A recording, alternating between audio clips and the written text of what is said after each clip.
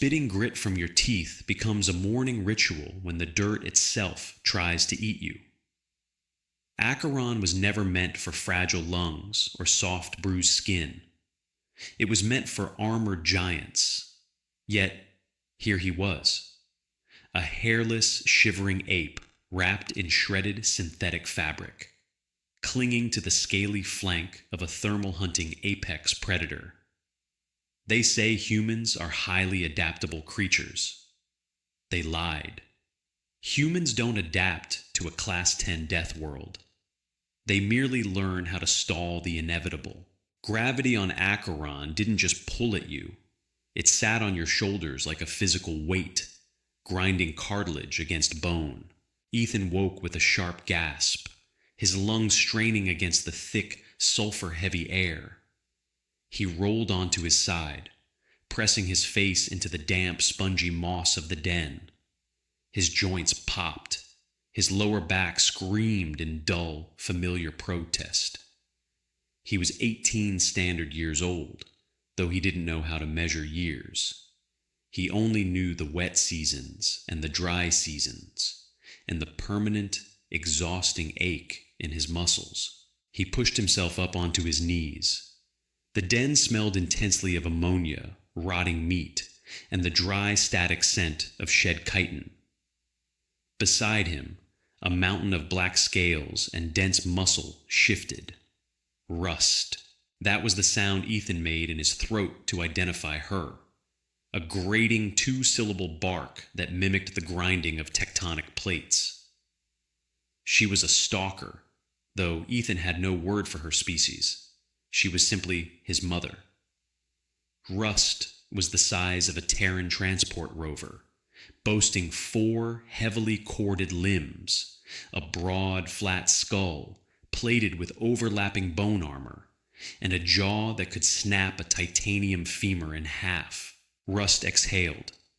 A jet of hot, moist air blasted Ethan, smelling of digested bone marrow. She opened one of her 4 eyes, a pale, milky slit that tracked heat rather than visible light. She rumbled. It wasn't a vocalization, but a subsonic vibration that Ethan felt in his sternum. It meant, wake, move, hunt. I'm up, Ethan croaked. His voice was a raspy, underused thing. He spoke mostly in clicks, grunts, and whistles, but sometimes, when the silence of the jungle became too crushing, he muttered the fragmented English words he had memorized from a broken datapad years ago. He didn't know what most of them meant. They were just sounds. He reached for his tools. He didn't have claws, so he had to make them. He strapped a jagged piece of obsidian-like glass to his thigh, using the cured intestine of a scavenger bird. He picked up his spear, a heavy, dense branch of ironwood, tipped with a discarded fang from one of Rust's previous kills. The wood was heavy, polished smooth by the constant sweat and oils of his hands. Ethan was covered in scars. They mapped his failures. A jagged line across his ribs where a burrowing centipede had almost gutted him at age 10. Puncture marks on his calf from a venomous spore plant. His skin, once a pale pink, was now baked into a leathery, dirt-stained brown, thick with calluses. He wore a ragged loincloth fashioned from tough, leathery hides. He was a fragile, squishy thing in a world of armor and acid. Rust stood, shaking the damp earth from her scales. The sound was like a rock slide. The rest of the pack, 3 younger males and an older scarred female, began to stir in the deeper shadows of the cave. They ignored Ethan. To them, he wasn't a human. He was the matriarch's bizarre, hairless pet. He was the runt. He couldn't see in the dark. He couldn't smell prey from 3 miles away. He had no natural armor. But Ethan had hands, and Ethan could throw. Rust nudged him with her massive, blunt snout. The force nearly knocked him off his feet, but he braced his stance. digging his bare, calloused toes into the mud. He patted her snout, feeling the familiar, rough texture of her scales. They felt like warm sandpaper. He fell in line behind her as the pack moved toward the cave entrance. The morning light of Acheron's blue sun filtered through the dense, oppressive canopy. The jungle was already screaming. Avian predators shrieked. Insects the size of dinner plates clicked and whirred, and the distant heavy thuds of massive herbivores shook the ground. Ethan tightened his grip on his spear, his stomach cramped with hunger, secreting bitter bile. He swallowed hard, ignoring the tremor in his hands. Today, they hunted. And if Ethan didn't pull his weight, the pack wouldn't let him eat. The sulfur vents lay 3 miles south of the den. The air here was visibly yellow, stinging the eyes and leaving a powdery, bitter residue on the back of the tongue. Ethan kept his breathing shallow. Deep breaths in the vents led to coughing fits, and coughing meant death. The pack spread out, moving with an eerie, silent fluidity that defied their massive bulk. Russ took the center, her pale eyes narrowed, reading the thermal blooms in the thick fog. Ethan was positioned on the far right flank. His job was simple: be the distraction. Through the yellow haze, a shadow emerged. It was a tremor beast. It looked like a cross between a rhinoceros and a giant pillbug, covered in overlapping calcified plates. It grazed on the toxic lichen growing near the boiling vents, completely blind, relying entirely on the vibrations in the earth. Rust gave the signal, a sharp, single click of her rear teeth. Ethan moved. He stepped carefully, testing the soft, volatile earth before committing his weight. His heart hammered against his ribs. It was loud, too loud. He felt a sudden, terrifying spike of adrenaline, making his vision tunnel. He hated this part. He always hated this part. The sheer, overwhelming reality of his own fragility crashed into him every time he faced down a creature that weighed 4 tons. He found his spot, a jagged outcrop of basalt overlooking the grazing beast. He needed to drive it left, toward the older female and the younger males hiding in the acid fern thickets. Ethan pulled a spherical, dried seed pod from his belt. He had filled it with the crushed glands of a stink beetle. He sparked a piece of flint against his ironwood spear, catching a dry tuft of moss on fire, and shoved it into the pod. It began to smoke violently. He threw it. The arc was perfect. His shoulder flared with a dull pain, but the pod shattered directly against the tremor beast's thick skull. The acrid, burning stench exploded. The beast roared, a deafening wet sound that vibrated Ethan's teeth. It panicked, thrashing its heavy head, and charged blindly away from the scent, exactly as planned. It slammed directly into the acid ferns. Instantly, the pack collapsed on it. The younger males clamped their jaws onto the beast's rear legs, their teeth grinding uselessly against the calcified plates, trying to find a seam. The older female vaulted onto its back, tearing at the softer tissue near the neck joints. Ethan watched from the rock, his chest heaving. He was supposed to stay put, but the tremor beast was thrashing violently. It bucked, sending one of the younger males, a belligerent brute Ethan called Grip, flying through the air. Grip slammed against a basalt pillar with a sickening crunch. The beast pivoted, raising a massive tree trunk foreleg to crush the stunned predator. Ethan didn't think. Instinct, hammered into him by years of brutal conditioning, took over. He dropped from the rock, his spear raised. "Hey!" Ethan screamed, his voice cracking. gravelly and strange in the dense air. The beast paused, its massive head swiveling toward the noise. Ethan didn't stop. He sprinted, his bare feet slapping against the hot, sulfur-stained rock. He vaulted over a steaming vent, sliding through the mud on his knees, and drove his spear upward with everything he had.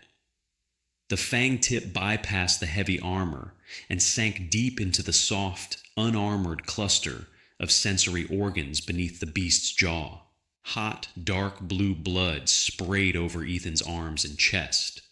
It smelled like copper and rotten eggs. The beast shrieked, rearing up.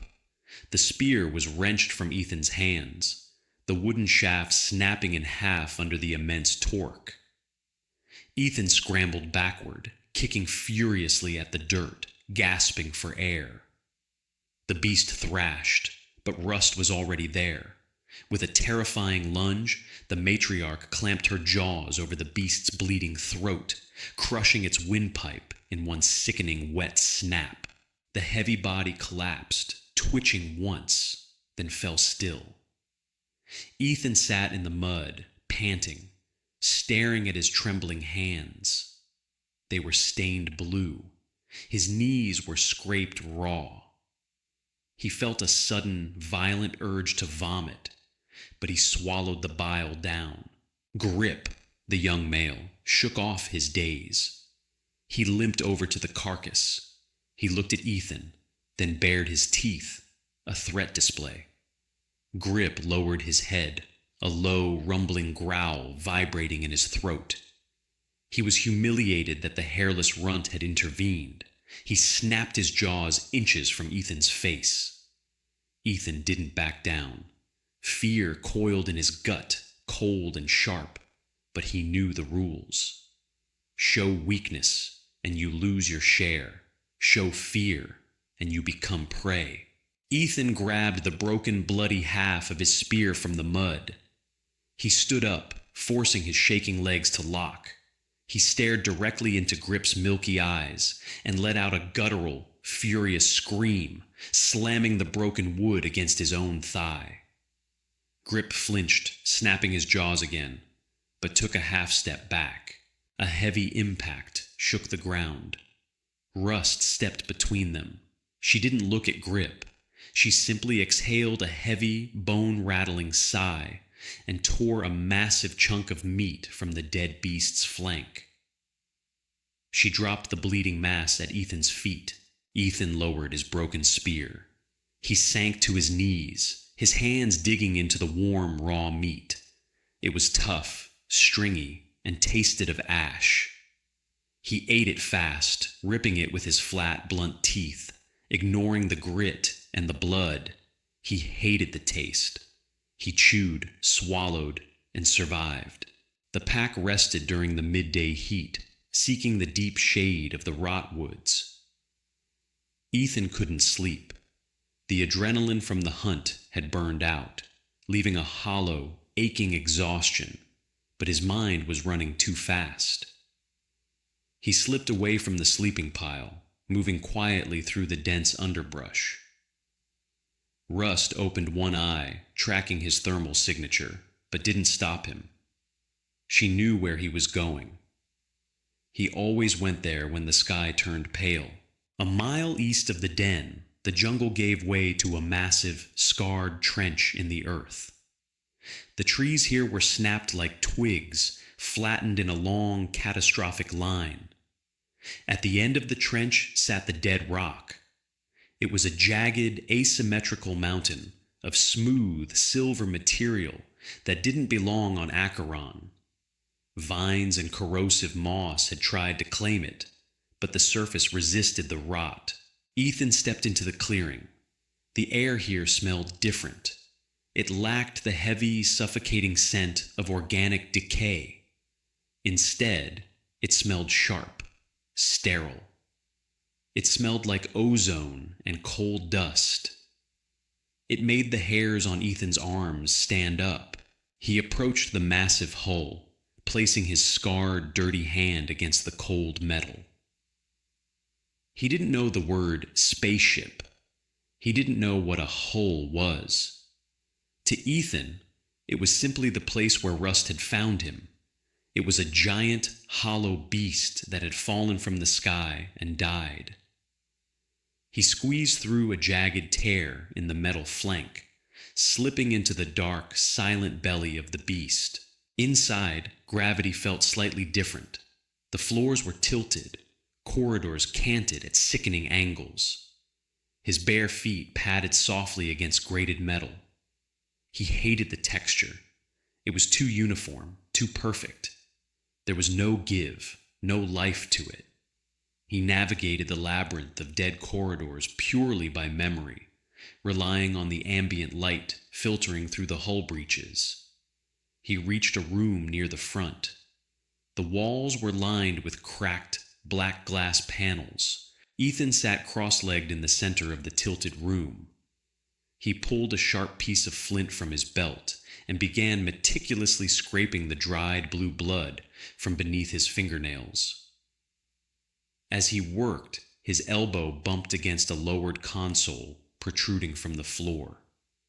A sharp, synthetic beep pierced the silence. Ethan froze. The sound was alien.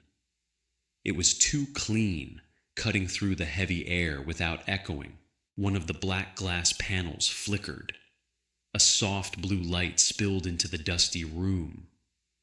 Ethan scrambled backward, his heart leaping into his throat, his hand instinctively grabbing his flint knife.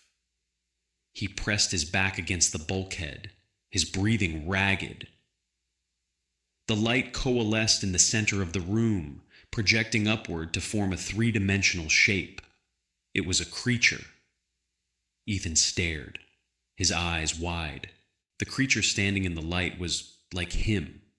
It stood on two legs. It had no tail, no scales, no armor. It had soft-looking pale skin. But unlike Ethan, it was clean.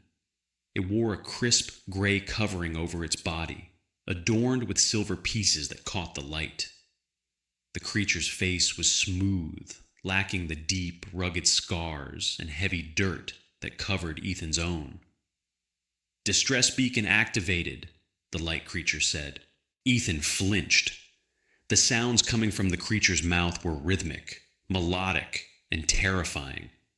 It didn't growl. It didn't click.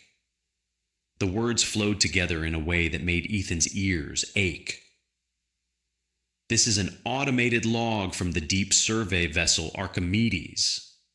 We have suffered catastrophic engine failure in the upper atmosphere of designated world Acheron Sub-9. The light creature's face looked weary, sad. Ethan stared at the face. He recognized the shape of the eyes, the line of the jaw. He reached up with a trembling hand, touching his own cheek. He felt the thick, leathery skin, the jagged ridge of scar tissue near his ear, the tangled, matted mess of hair hanging over his eyes. If anyone receives this, the crew is gone. Life support is failing. I have secured my infant son in the reinforced atmospheric pod in the aft bay. It's shielded. It should survive the impact." The light creature paused, looking directly forward. It felt to Ethan like the ghost was looking right at him. "His name is Ethan. Please, whatever it takes, find him." The message looped, the static resetting with a sharp crackle. Ethan sat in the blue glow, his chest tight. A profound, suffocating sense of wrongness washed over him. He looked at his own hands. Knuckles swollen, fingernails cracked and caked with dirt and blood.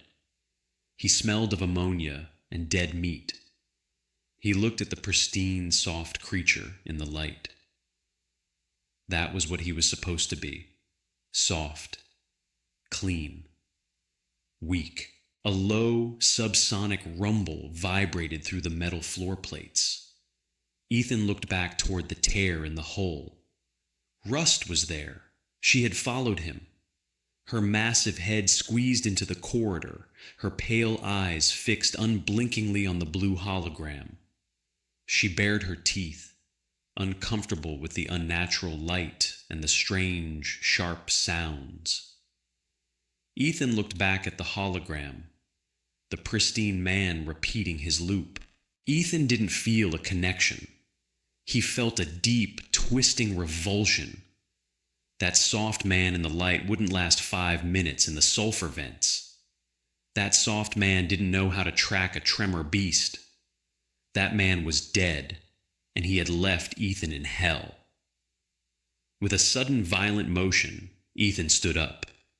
He grabbed a loose, heavy piece of structural piping from the floor and swung it as hard as he could at the glowing console. Glass shattered. The projector sparked violently, emitting a sharp hiss of ozone, and the blue light died. The room plunged back into the comforting dim shadows. Ethan stood in the dark, breathing heavily. He dropped the pipe. He walked over to Rust, pressing his sweaty, dirty forehead against the hard, warm scales of her snout. She let out a long, slow breath, the scent of the jungle washing over him, grounding him. He wasn't the soft thing in the light. He was the runt of the pack, and he had a long way to go before the sun went down. The dry season hit Acheron like an open furnace. The spongy, damp moss of the jungle floor died rapidly, baking into jagged, ceramic hard shards that sliced Ethan's bare feet. The heavy sulfur fog of the lowlands evaporated, replaced by a thin, searing wind that carried the choking dust of pulverized, dead vegetation. The air tasted of rust and static. Breathing became a conscious, painful effort. Every inhalation dried the back of his throat until swallowing felt like dragging gravel down his esophagus. Ethan sat beside a shrinking, muddy watering hole, systematically packing wet clay onto his arms and thighs. The mud was his armor against the ultraviolet radiation of the blue sun. It cooled his skin, trapped his sweat, and masked his scent. His older siblings, Grip, the scarred female he called Notch, and the 2 younger males, lounged in the deep shade of a sprawling ironwood tree, their thick black scales absorbing and dissipating the heat with an efficiency Ethan could only envy. He dug his fingers into the wet earth, pulling up another handful of gray sludge. He slapped it onto his shoulder, smearing it down his bicep. He stopped. His hand hovered over his own skin. Beneath the layer of drying, cracking mud, he saw the deep brown of his hide, scarred and utterly filthy. He squeezed his eyes shut, but the image flashed in his mind anyway. The blue hologram, the smooth, unblemished face, the pristine gray fabric covering the man's soft body. Clean. Ethan didn't have a word for the concept, but he felt the sudden, irrational weight of it. A creeping sensation crawled up his spine. He was covered in rot. He smelled of old blood and feces. For 18 years, it had just been the smell of life. Now, it was a profound, crawling itch. He dropped the handful of mud. He waded deeper into the shrinking pool, the tepid, murky water rising to his waist. He plunged his arms under the surface and began to scrub. He rubbed his hands together furiously, scraping his blunt fingernails against his own forearms, trying to peel the layers of dirt away. The water around him turned dark. He scrubbed harder, his breathing hitching, his chest tightening with an inexplicable panic. He scraped at the thick calluses on his palms. He dug into the grime caked around his knees. He didn't stop until a sharp, stinging pain broke his frantic trance. Ethan looked down. He had rubbed the skin of his left forearm raw. A slow trickle of bright red blood oozed from the scraped flesh, vivid and alarming against the gray mud. A heavy splash broke the silence behind him.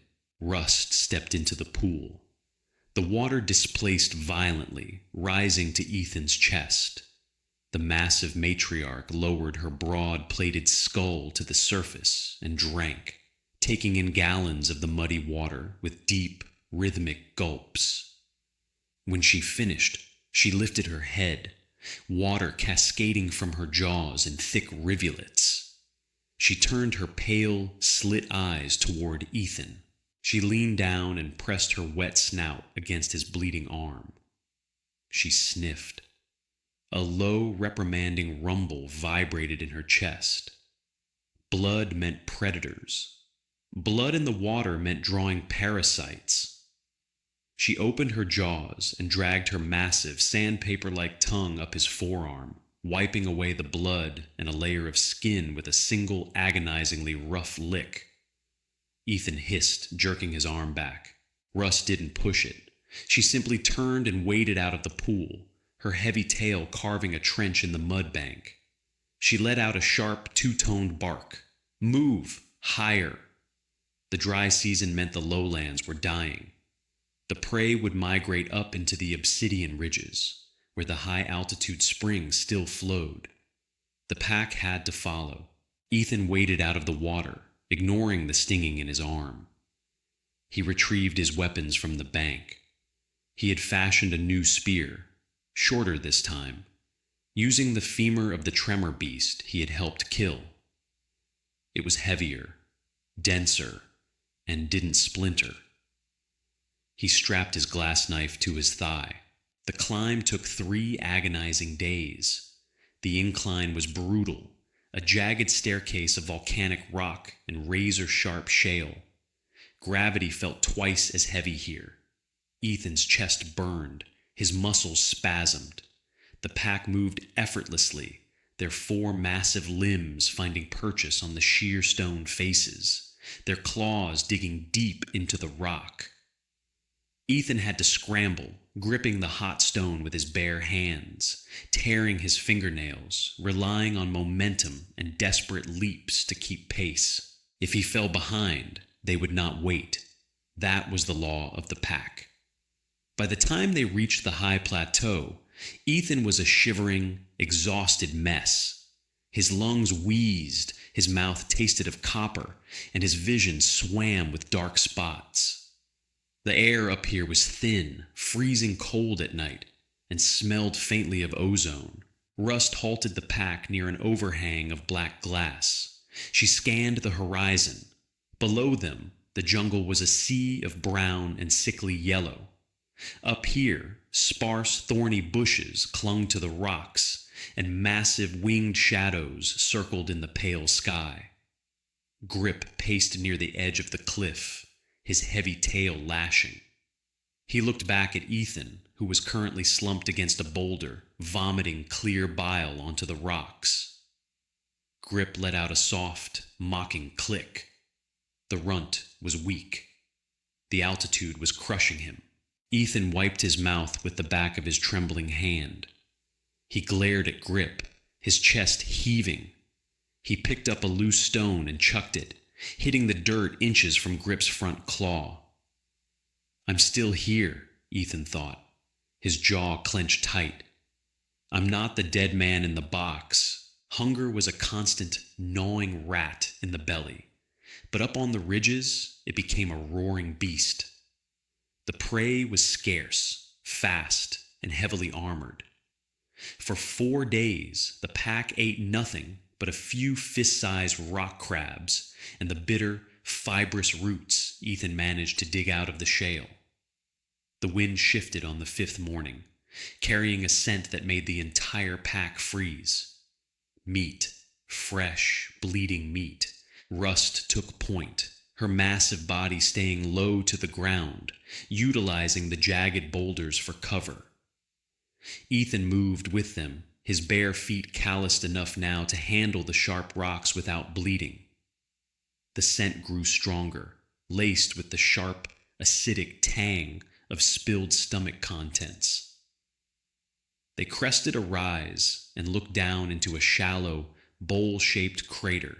In the center lay the carcass of a glider beast, a massive leathery creature that usually soared on the thermal drafts.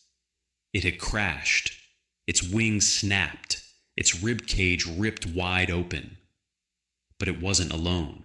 A swarm of razor hounds had claimed the kill. There were at least 20 of them. They were the size of Terran wolves, but entirely hairless, sporting sickly pale skin pulled tight over protruding ribs.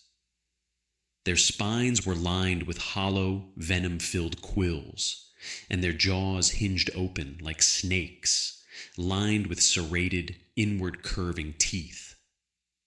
They were frantic, tearing at the meat, fighting each other for the scraps, their high-pitched, chattering barks echoing in the crater. A pack of stalkers usually avoided razor hounds.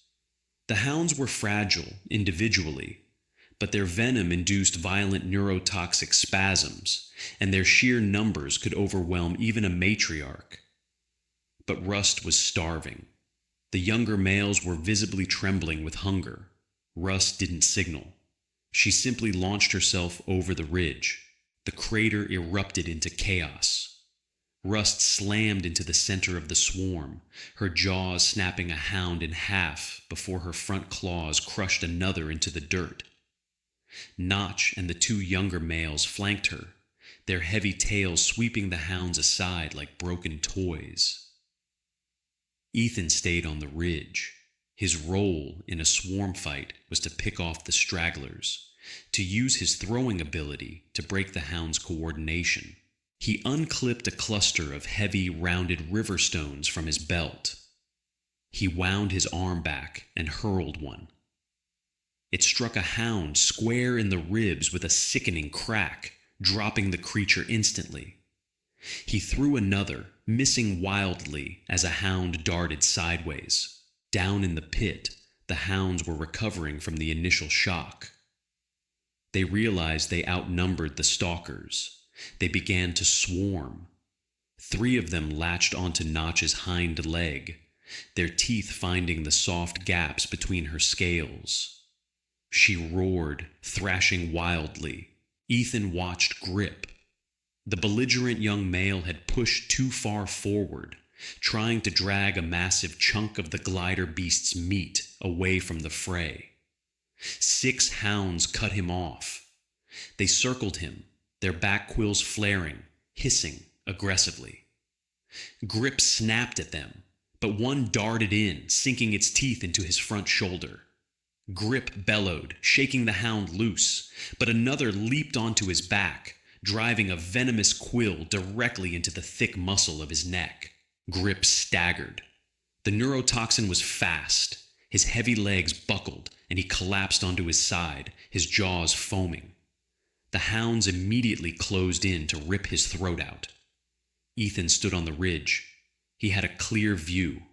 Grip was going to die. A cold, logical part of Ethan's brain, the part honed by Acheron, told him to stay put. If Grip died, there was one less mouth to feed. Grip hated him. Grip had tried to kill him during the dry season of his 12th year. Grip was a competitor, but Ethan's hands were already moving. He didn't think about the risk. He didn't think about the logic. A deep, irrational, uniquely human surge of frantic empathy overrode his survival instinct. Ethan sprinted down the steep incline of the crater, sliding on the loose scree, his bone spear raised. He let out a piercing, raw scream, a sound that tore his vocal cords, utterly alien among the reptilian roars and chattering barks. The hounds surrounding Grip turned. Ethan hit the ground running. He didn't slow down. He vaulted over the twitching body of a dead hound and drove his spear through the open jaws of the closest attacker, the heavy bone shaft shattering the creature's palate and exiting the back of its skull. The momentum ripped the spear from Ethan's sweaty hands. He was weaponless in the center of the swarm, 2 hounds lunged at him simultaneously. Ethan dropped to his knees, twisting his torso violently. One hound sailed over his shoulder, its claws raking across his back, opening 3 shallow burning lines. The second hound slammed into his chest, knocking him flat onto the bloody rocks. The hound's jaws snapped inches from Ethan's face, its foul, hot breath smelling of rotting meat. Ethan shoved his forearm into the creature's throat, keeping the serrated teeth away from his neck. The hound thrashed, its back arching. Ethan felt a sharp, agonizing pinch in his left thigh. A quill. The pain wasn't immediate, but the heat was. A boiling electric fire injected directly into his muscle. Ethan screamed, his vision flashing white. With a desperate surge of adrenaline, he reached his free hand down to his belt, drew his jagged glass knife, and drove it blindly upward into the hound's belly. He ripped the blade sideways. Hot, slick intestines spilled over his arm. The hound went limp. Ethan shoved the heavy corpse off his chest. He tried to stand, but his left leg was dead. The neurotoxin was spreading, turning his blood to lead. The world tilted. He saw rust crush the last remaining hound near the carcass. The surviving swarm scattered, fleeing up the far side of the crater. Ethan collapsed onto the rocks, gasping. His heart hammered an erratic, terrifying rhythm against his ribs. The world narrowed to the sound of his own ragged breathing. A shadow fell over him. Grip dragged his massive, paralyzed body across the dirt. He stopped a few feet from Ethan. The young male was breathing heavily, his milky eyes locked on the hairless runt who had just saved him. For a long moment, neither moved. There was no gratitude in Grip's eyes, only profound confusion. Rust approached. She nudged Ethan with her snout. He couldn't move. He felt cold, despite the searing heat of the rocks. Rust grabbed the back of Ethan's leather harness in her massive jaws. She didn't bite down, but her teeth pressed against his spine. She lifted him effortlessly into the air, turning away from the kill, and began to carry him toward the shade of the overhang. Ethan closed his eyes, surrendering to the dark, pulsing fever, the taste of ash still thick on his tongue. The fever broke on the 3rd night. Ethan woke with a sharp gasp, his body slick with cold sweat, violently shivering. The air was frigid, biting at his exposed skin. He lay curled in the deepest part of the rock fissure, wedged between the heavy, warm bulk of Notch and the sleeping mass of Rust. His thigh throbbed with a dull, rhythmic ache. The puncture wound from the quill was swollen and purple, but the creeping paralysis had receded. He flexed his toes. They moved. He dragged his hand over his face, wiping away the grime and sweat. He was thirsty. His throat felt like cracked leather. Carefully, so as not to wake the pack, Ethan disentangled himself from the pile of scales. He crawled toward the mouth of the fissure. The night on the high ridges was blindingly clear. Without the thick atmospheric haze of the lowlands, the sky was a canvas of violent, swirling nebulas and cold, piercing stars. He found a small depression in the rocks where condensation had gathered. He lapped at the freezing water like a dog, uncaring about the grit.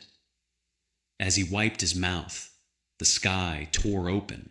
A streak of brilliant, searing white light ripped across the atmosphere, illuminating the plateau in stark, blinding flashes. Ethan flinched, throwing his arms over his head.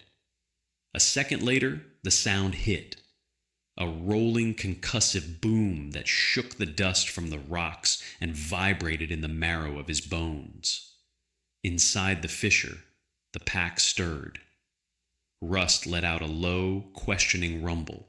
Ethan stood up, clutching his injured thigh.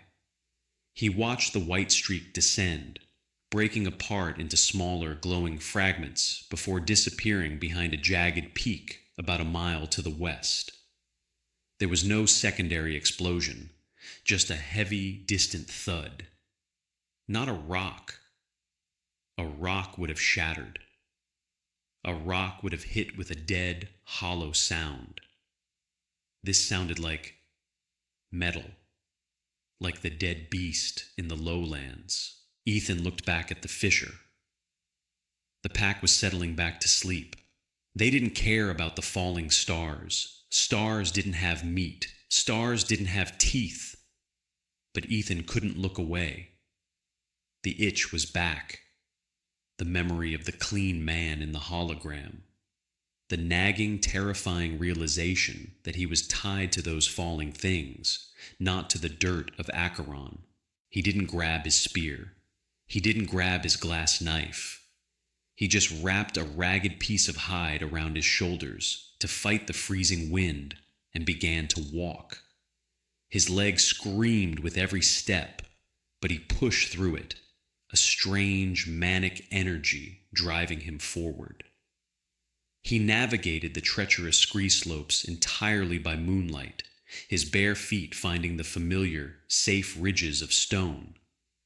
It took him an hour to reach the impact site. It lay at the bottom of a narrow ravine. It wasn't a ship.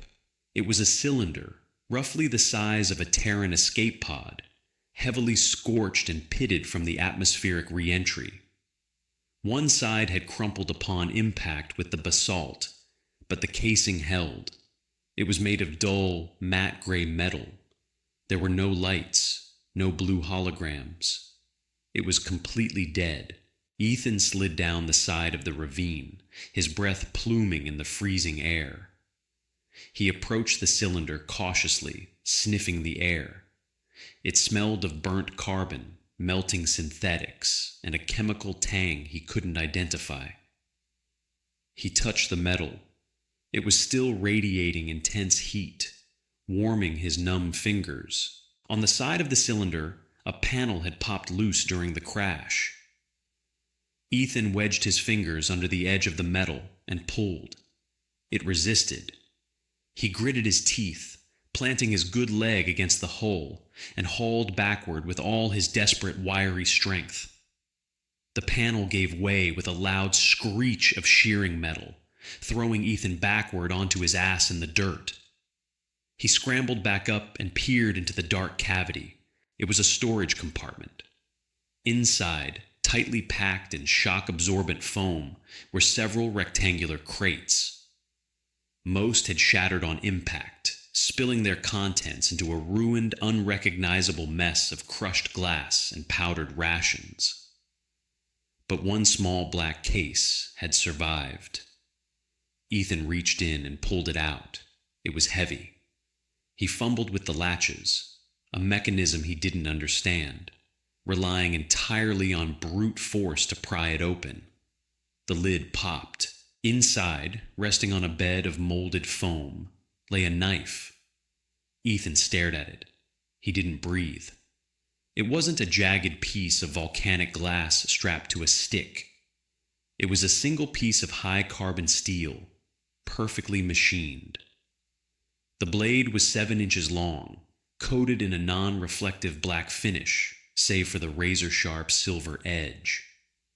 The handle was wrapped in a synthetic, textured grip that looked like it was designed specifically for a hand. For his hand. Slowly, reverently, Ethan reached out and picked it up. The balance was flawless. It felt weightless, an extension of his own arm. He ran his thumb lightly over the blade, flinching as it instantly sliced the heavy callus of his skin. A bead of dark red blood welled up. He stared at the blood on the pristine, perfect steel. Ethan looked at his reflection in the flat side of the blade. He saw the tangled matted hair, the deep layer of grime, the scars crossing his cheeks, the feral wide eyes of a hunted animal. He tightened his grip on the handle. He felt a sudden, violent surge of power. With this tool, he didn't have to chip glass. With this, he could cut through a tremor beast's hide like water. With this, he wasn't just the runt. He was something else entirely.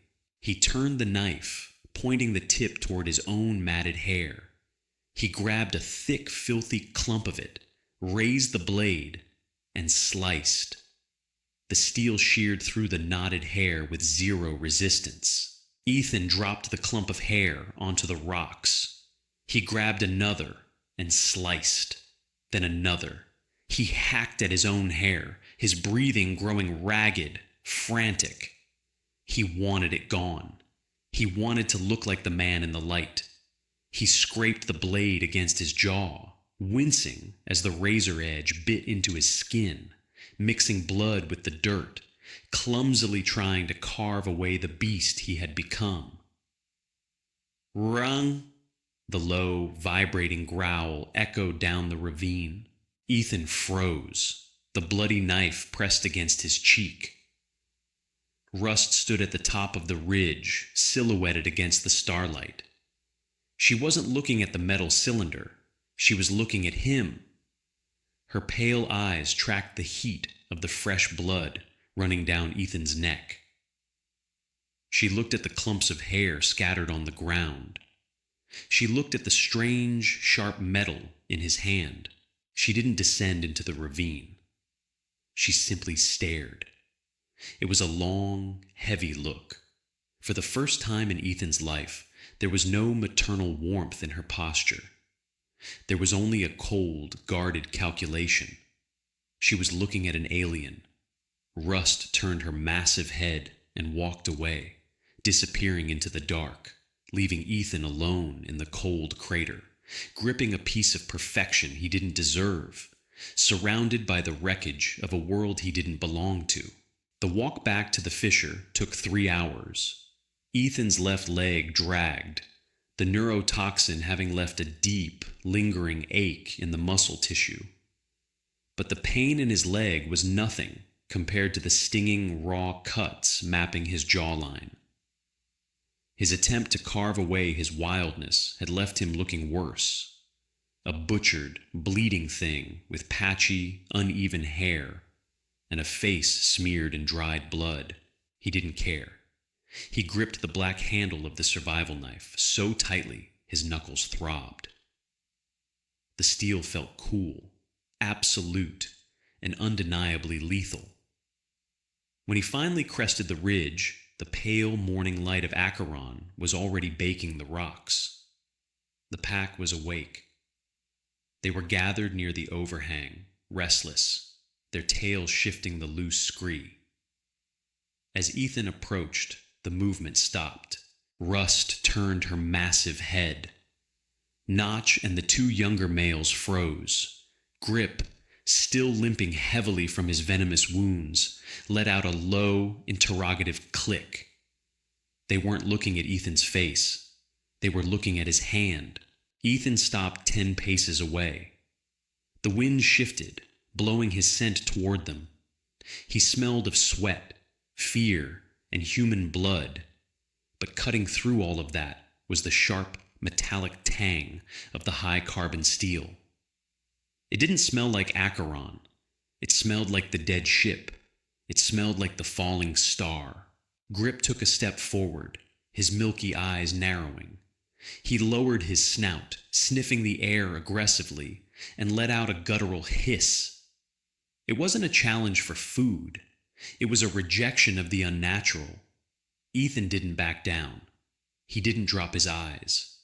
He raised the knife slightly, the flat of the blade catching the blue sunlight and throwing a harsh, blinding reflection across the rocks. Grip flinched, snapping his jaws, but he took a step back. Rust watched. She didn't growl, and she didn't intervene. She simply exhaled a long breath through her nostrils, turned her back on Ethan, and began walking down the ridge toward the hunting grounds. The rest of the pack fell in line behind her. They didn't wait for him. They didn't nudge him to follow. Ethan swallowed hard. The back of his throat felt like sandpaper.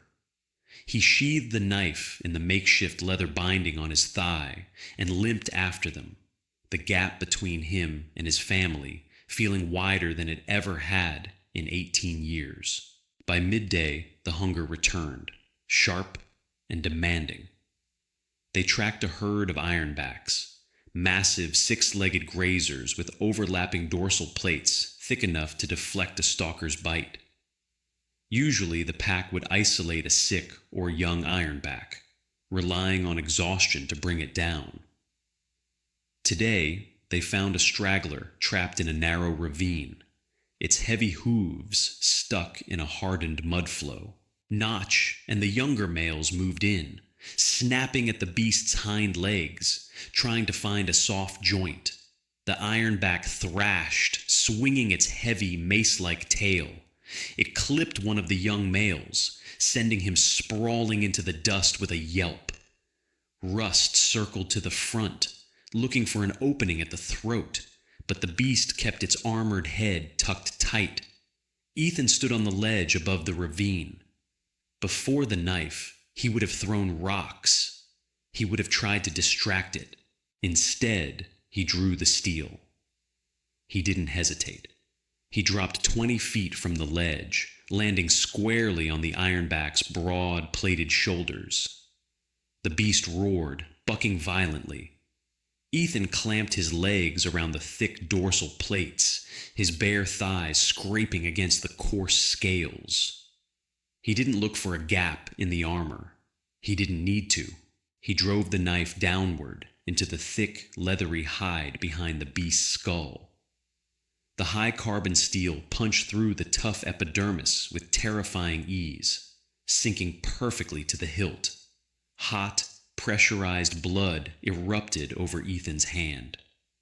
He twisted the handle, severing the spinal cord. The ironback went rigid, emitting a high, wheezing gasp, and collapsed like a felled tree.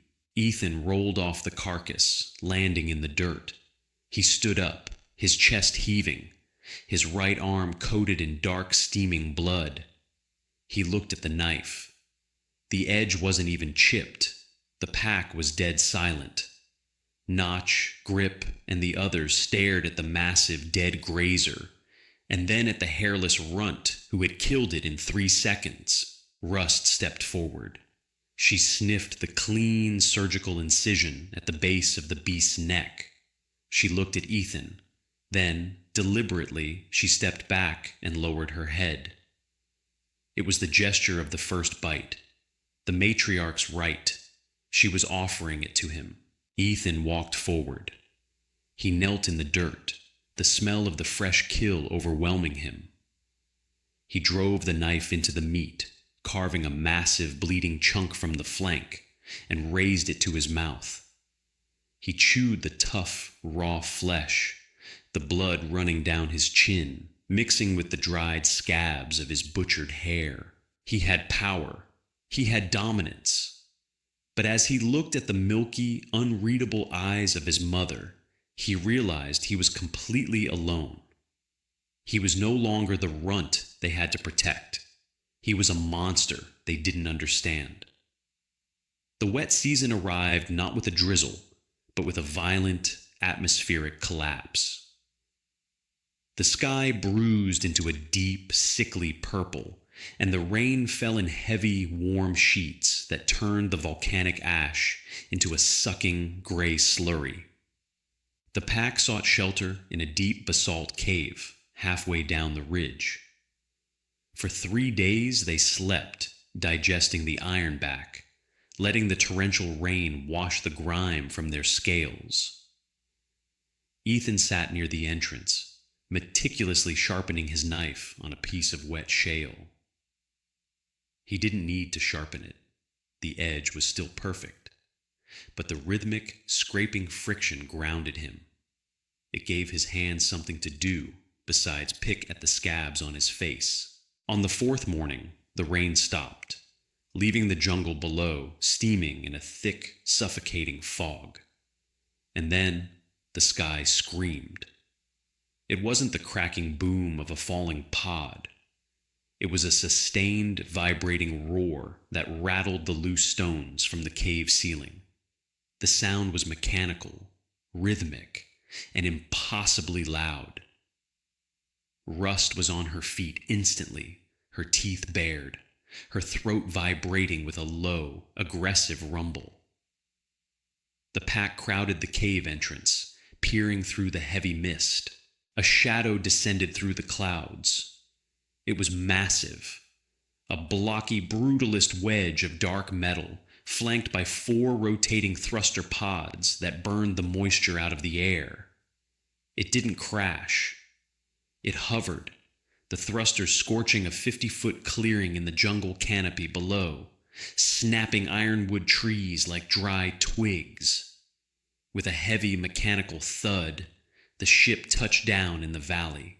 Ethan stood frozen, his heart hammering a frantic rhythm against his ribs. The smell of burning ozone and vaporized sap reached the cave, harsh and sterile. The ship was a towering monolith of right angles and smooth surfaces. It was exactly like the dead ship in the trench, but alive. A hydraulic hiss echoed through the valley. A ramp lowered into the mud. 3 figures walked out. Ethan stopped breathing. They were bipedal. They wore bulky dark gray hazard suits with sealed helmets and opaque mirrored visors. They carried long black rifles tight against their chests. They moved with a slow, coordinated precision that looked entirely alien against the chaotic, organic backdrop of Acheron. "Retrieval team," one of them said. The voice didn't come from a mouth. It boomed from a loudspeaker on the ship, translated through a burst of static. The sound was flat, devoid of emotion. "Beacon localized, spread out, watch the canopy, scans show heavy predatory fauna." Ethan understood the words. They triggered dusty, locked pathways in his brain, echoing the melodic sounds of the blue hologram. "Find him," the ghost had said. Ethan's grip on his knife tightened. His knuckles turned white. His biological kin were here. They had ships. They had metal. They had the clean, soft faces beneath those dark visors. Russ didn't care about their faces. She cared about the intrusion. This was her territory, and these loud-smelling things had just burned her hunting ground. She let out a deafening roar and charged down the scree slope. "Wait!" Ethan screamed, the English word tearing from his throat, harsh and broken. But Notch, Grip, and the others were already moving, a terrifying avalanche of black scales and snapping jaws plunging into the fog. Ethan scrambled after them, his bare feet sliding on the wet mud, his chest tight with a sudden, suffocating panic. Down in the valley, the retrieval team heard the avalanche. "Contact! Multiple bogeys, 12 o'clock!" The sound of the rifles wasn't a bang. It was a high-pitched, ear-splitting shriek. Ethan watched as a volley of bright, blinding blue plasma bolts tore through the fog. One of the bolts struck Grip squarely in the chest. The impact didn't just pierce his armor. It vaporized it. Grip was thrown backward, a massive, cauterized hole smoking in his thorax. He hit the mud and didn't move. Notch shrieked, pivoting away, but a second volley caught her in the hind leg. The meat instantly cooked. The smell of burning flesh and boiling blood filled the wet air, sharp and sickening. Rust didn't stop. She hit the valley floor, her massive weight shaking the ground, and closed the distance with terrifying speed. She lunged at the closest human. "Suppressing fire! Hold the line!" The human dropped to one knee and fired upward. A plasma bolt grazed Rust's jaw, shattering her lower bone plating. She bellowed, her momentum faltering, and crashed heavily into the mud just yards from the human's boots. Ethan reached the tree line. He hid behind the massive trunk of a rotwood, gasping for air. He looked at the humans. They were standing over his mother, their rifles raised, the blue glow of their weapons reflecting in their visors. They were calm. They were efficient. "Target down," one of them said, stepping toward Rust's thrashing form, aiming the rifle directly at her skull. "Prepping to execute. Need this LZ clear." Ethan looked at the knife in his hand. He looked at the humans. They were his species. They were his salvation from the dirt, the hunger, and the pain. If he stepped out, if he dropped the knife, they would take him away. They would make him clean. They would take him to the stars. He looked at Rust. Her pale eyes were wide, tracking the blue light of the gun. She was bleeding. She was vulnerable. She was the monster that had dragged him through the sulfur vents, licked the rot from his skin, and fed him when he was too weak to chew. Ethan didn't choose the stars. He chose the mud. Ethan didn't scream.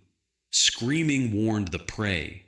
He moved purely on instinct, channeling the brutal, silent lessons of 18 years on a Class 10 Deathworld. He vaulted up the slick, spongy bark of the rotwood, his calloused toes finding the microscopic grooves in the wood, his fingers digging into the moss. He scaled 20 feet in seconds, disappearing into the dense, broad leaves of the canopy directly above the retrieval team. He crouched on a thick branch, perfectly still. The heat from the ship's thrusters was rising, turning the canopy into a suffocating sauna. Sweat stung his eyes. Below him, the three humans stood in a loose triangle around his mother. They looked utterly alien. Sharp lines of dark gray armor, sealed joints, and faceless mirrored visors that reflected the bruised purple sky. "I'm getting a thermal spike directly above us," one of the humans said.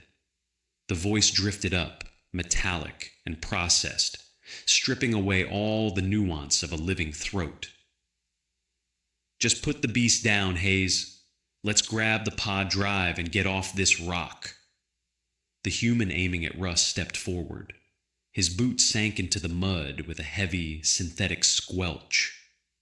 He tightened his armored finger on the trigger mechanism of the plasma rifle. Ethan dropped. He fell like a stone, totally silent, plummeting through the humid air. He didn't use the bone spear. He didn't try to punch through the heavy ceramic plates of the hazard suit. He aimed for the single point of vulnerability he could see. Ethan slammed into the human called Hayes. The impact was jarring, knocking the wind from Ethan's lungs and sending a shockwave of pain up his shins. His knees locked around the heavy, reinforced helmet, driving the human face first into the gray mud. Before Hayes could process the ambush, Ethan's hand was already moving. He gripped the black survival knife reverse style and drove it downward into the flexible, ribbed ceiling beneath the helmet's rim. The high carbon steel slipped through the synthetic mesh. It bit deep into the human's neck. Hayes convulsed. An armored hand flew up, catching Ethan's wrist. The grip was terrifying, powered by the suit's microservos. Ethan felt the bones in his forearm grind together, on the verge of snapping. But he didn't let go. He leveraged his entire body weight, twisting the blade and ripping it violently outward. Bright arterial red blood sprayed in a high-pressure arc, coating the mirrored visor and hissing against the hot barrel of the dropped plasma rifle. The servo-assisted grip on Ethan's wrist went slack. Hayes let out a raw, gurgling sound. a decidedly unmechanical noise of absolute suffocating terror, and went still. "What the hell is that?" the second human shouted, spinning around. Ethan pushed off the dead man's chest. He hit the ground running, launching himself low through the sucking mud just as the plasma rifle shrieked. A blinding bolt of blue heat seared the air inches above his back, instantly vaporizing the rain around it. The sheer thermal shock singed the hair off Ethan's neck and left a phantom burn across his shoulders. He tackled the second human at the knees.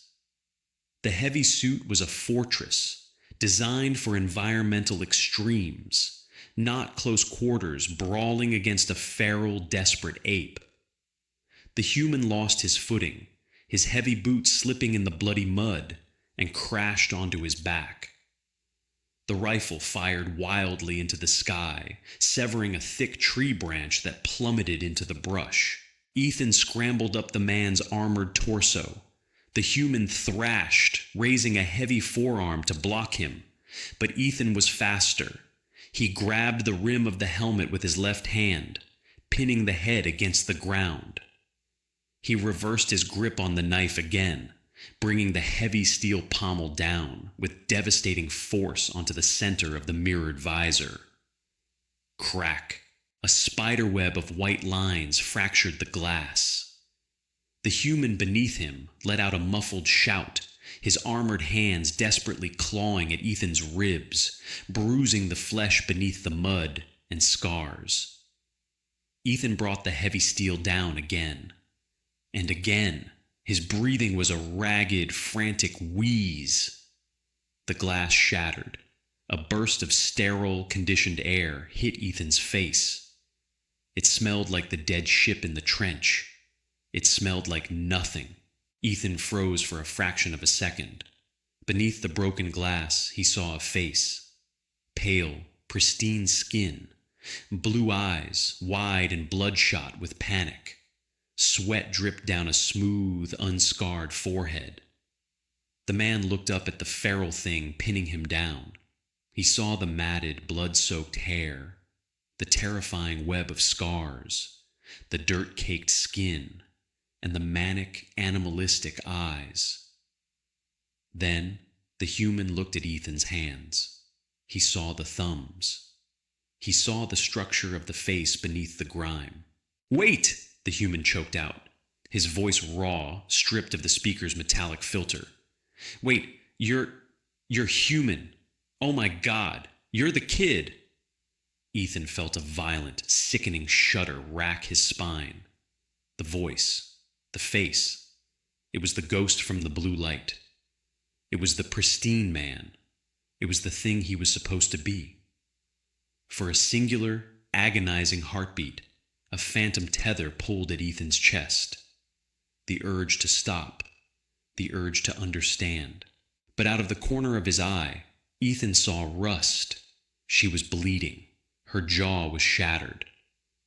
Acheron didn't tolerate hesitation. Acheron didn't care about ghosts.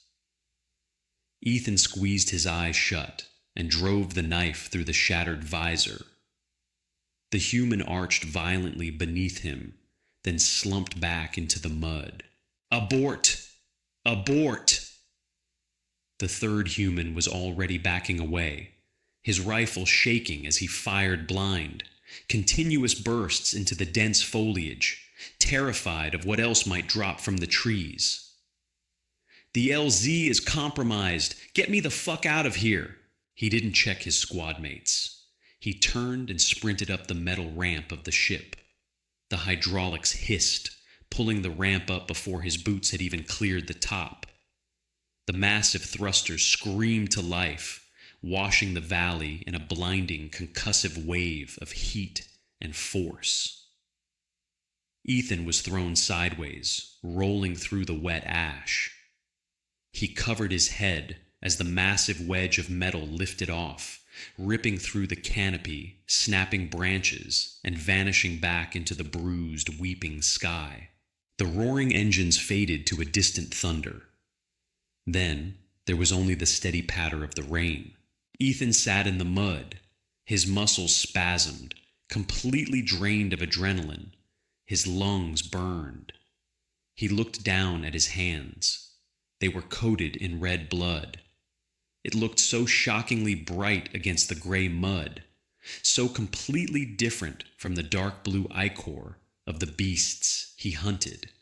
He rubbed his hands together, trying to wipe the blood against his thighs, but it only smeared, mixing with the rain, staining his skin.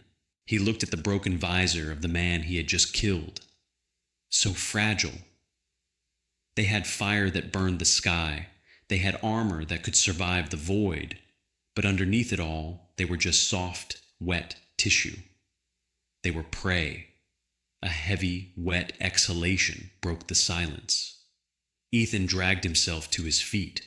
Every joint ached. He walked slowly through the ruined, scorched earth toward Rust. The matriarch was struggling to stand. The plasma burn on her jaw was a deep, weeping trench of cooked meat and exposed, blackened bone. She swayed on her massive legs, shaking the rain from her scales. She looked at the two dead humans lying in the mud. She looked at their metal weapons. Then she looked at Ethan. She lowered her massive armored head. Her pale, milky eyes were level with his. She sniffed him. The exhalation blew Ethan's wet hair back from his forehead. She smelled the red blood. She smelled the sterile ozone of the ship. She smelled the violence. Ethan stood perfectly still, his arms hanging limp at his sides. The black knife was slick with rain in his hand. He didn't raise it. He didn't bare his teeth. He just stood there, a shivering, hairless ape in the ruins of a burning jungle. Russ didn't hiss. She didn't turn her back to him like she had on the ridge. Instead, she leaned forward. She pressed her heavy, rough snout gently against Ethan's chest, right over his frantically beating heart. The sheer weight of her could have crushed his ribs, but she held herself back. She let out a long, low, subsonic rumble, a sound that vibrated deep in Ethan's sternum. It wasn't a warning. It was a profound, resonant claim of ownership. She nudged him slightly, almost knocking him off balance, then turned her heavy head to drag her sandpaper tongue across his bruised shoulder, licking away the red blood and the mud. The pain of the rough tongue was familiar. It was grounding. Ethan let out a shaky, broken breath. He dropped the survival knife. It landed in the mud with a dull thud. He wrapped his arms as far around her thick, scaly neck as he could reach, pressing his face into the wet, hard armor. He closed his eyes. The smell of ammonia, wet earth, and cooked meat mixed perfectly in the damp air. It was a terrible, suffocating smell. It smelled exactly like home. He wasn't a man in a box. He wasn't a ghost in a machine. He was Ethan. He was the runt of the litter. He was a son of Acheron. And anyone who came from the sky to take him away was going to bleed in the mud. That's the brutal truth of Acheron. Sometimes the monster you become is the only thing that can save the family you choose. If Ethan's feral stand against his own kind got your adrenaline pumping, smash that like button. Hit subscribe and ring the bell so you don't miss the next visceral sci-fi story. What would you do if you realized your true family was covered in scales and claws? Drop your thoughts in the comments below, share this video with your HFY crew, and remember, civilization is just a thin layer of armor over a very wild heart. See you out in the mud.